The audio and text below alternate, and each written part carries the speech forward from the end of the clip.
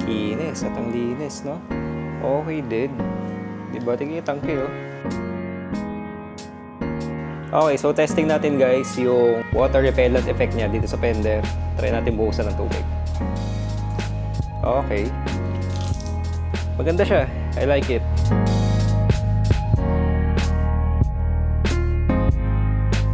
Okay, so we recently got this wax from Japan. Galing siya sa Up Garage guys, and also this one, Up Garage sticker. So meron tayong kakilala na galing Japan, no? And we recently got this Japan wax na effective daw as water repellent, no? Now I was supposed to try it sa Yaris natin, pero as you can see, it's not here guys. As you can see, it's not here, and what we have here is a Mazda CX-5. So we recently did some work on this. Nagpalit tayo ng valve cover gasket, oil control valve seal, and also brake fluids, spark plugs as well. Kaya wala yung Yaris dito, no? And since gusto ko na subukan yung wax, and hindi ko naman malagay dito, no? Since hindi sa akin to, dito natin siya testing guys on our GSX 150. Okay, so ugasan mo natin yung bike guys bago natin lagay yung wax. So malinis pa naman siya, no? And kaka-wax ko lang din ito actually, yung Microtex yung gamit natin. Kaya kung mapapansin nyo guys yung tubig, ayun, pag binasa natin, gumugulong lang din. Ayan, natutuyo agad. So sa Microtex pa lang yan guys. Kaya gusto ko rin yung wax na yun eh. Linisin na rin natin ulit kahit malinis pa siya. Para maganda yung pahid natin nung bagong wax. So curious lang din ako kung okay din ba yung beading effect. Sabi ng tropa natin, mas maganda daw siya kaysa sa Microtex. Kaya yun, na-curious ako. Try natin ngayon. Okay naman ako sa Microtex actually. Yun din ang marirecommend ko sa inyo guys. Ang tagal ko nang gumagamit yan. Pero syempre, willing pa rin naman tayo mag-try ng mga bagong wax dyan, mga bagong products. Lalo nga ito galing Japan daw. Hindi ko alam anong brand eh. It's in Japanese eh, no? Pero dito sa ibabaw, nakalagay Rinrei. R-I-N-R-E-I. A64 Japan Wax. Yun, so kung familiar kayo dito guys, comment down below. Pero ako, first time ko palang makita to, no? Okay, so tuyuin lang natin guys. And then, lagyan natin yung wax. Chamois. Gamit tayo chamois guys. Chamois ba to o chamois? Ewan ko, basta ito. Yung mabilis makahigop ng tubig. Guys, pag nag-washing pala kayo ng bike natin, huwag nyo kalimutan, kung naka-stock ano pa kayo stock na brake master sa harap, huwag nyo kalimutang pisilin yung brake lever. Ayan o, kita nyo yun. May lumalabas dun sa vents na tubig. May dalawang butas dito yan eh. So pisilin nyo lang para mailabas niya yung mga tubig na pumasok, no?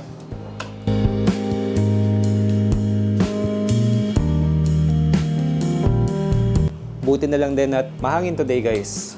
Wala kasi tayong air compressor, no, para mabugay yung mga singit-singit sana yung mga tubig dyan. So hahayaan na lang natin siya na matuyo sa hangin. So habang inaantay natin matuyo guys, buksan na natin to. Yup.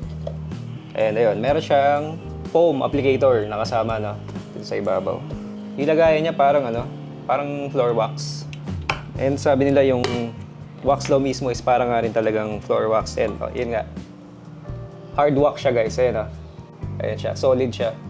At amoy, para rin siyang amoy floor wax. Pinabango na floor wax. So ayan, yan siya. Nabiyak lang, no, naalog siguro. And also, I'm assuming guys na we can only apply this sa mga glossy na parts nung bike, no. Hindi ko sure kung pwede ito sa matte eh. Kaya to be safe, sa glossy na lang natin siya ilalagay. Parang yung Microtex lang din. May mga tama na rin tong GSX natin guys, so ayan o. Mga hairline scratches. Lalo dito sa may likuran since minsan tinatamaan ng puwet natin to, no? Itong dulo. So, ayan. Ayan, may mga ano na rin siya. May mga mancha, ito. May mga gasgas. Dito rin, especially since nakayakap yung legs natin dito, no? Kabilaan. Yan, kagaya to guys. Hopefully kita nyo, no? At ito rin, no? Side fairing. Dito sa likod, mayroon na rin ito. Yun. So after 5 years, I think kailangan na rin nating pa-detail to guys.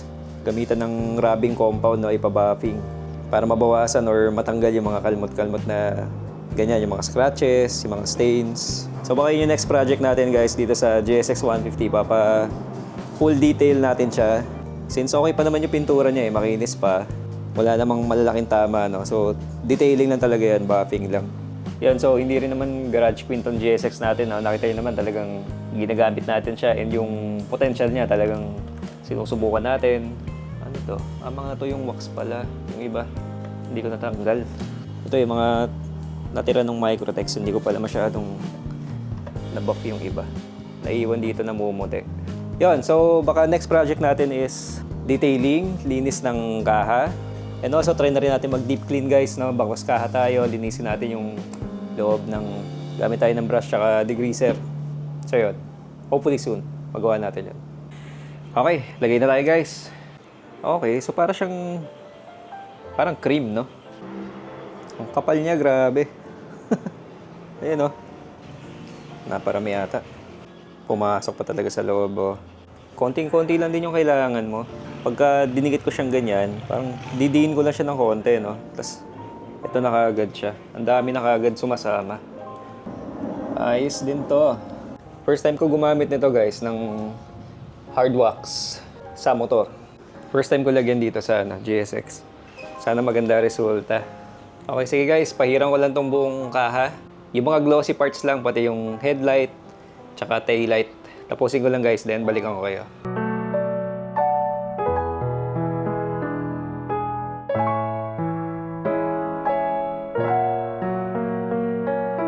Okay, napahiran natin guys, and ito siya ngayon.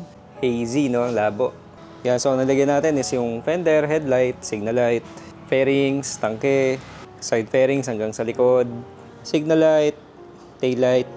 So lahat ng mga glossy, yun yung mga nilagyan natin guys. So papatuyuin lang siguro to, mga 1 to 2 minutes, and then babapping na natin. Manual buffing lang, microfiber, kamay-kamay lang. Okay, based dito sa instruction niya guys, Google Translate natin siya. Nakalagay dito is allow after drying for, okay, so dry for 10 to 20 minutes. And then saka daw siya punasan. So kahit siguro mga 10 minutes lang kasi pagka masyadong matagal, tingin ko, mahihirapan na tayong burahin yan eh. 10 minutes lang, matagal na rin yun actually. Okay, it's time to buff the wax.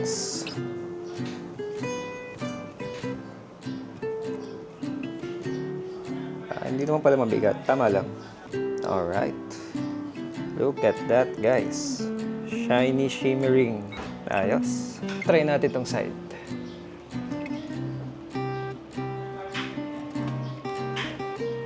Ayos. Parang natago rin niya yung mga scratches, ha? Okay din, ha? Ganda rin na effect. Sa fender, try natin, guys. At napalolo. Kalati lang. Yun. Ayos din. What you guys think? Before, malabo. After. Wet look.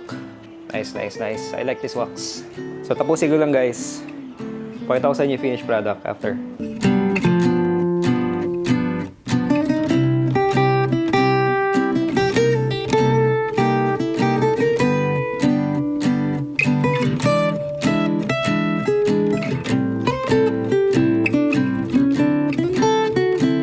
And here is the finished product, guys. Kinis at ang linis, no? Okay din. Diba? Tignan yung tangke, oh. Pwede tayo manalamin. Yan. Wet look din siya, guys. Wet na wet. Eto, tingnan sa may susiya, no? Grabe kuminang, no? Ganda. Side fairings guys, tignan nyo, oh. Glossing, glossy, grabe. What's up? Ganda, satisfied ako guys. Okay, so testing natin guys yung water repellent effect niya dito sa fender.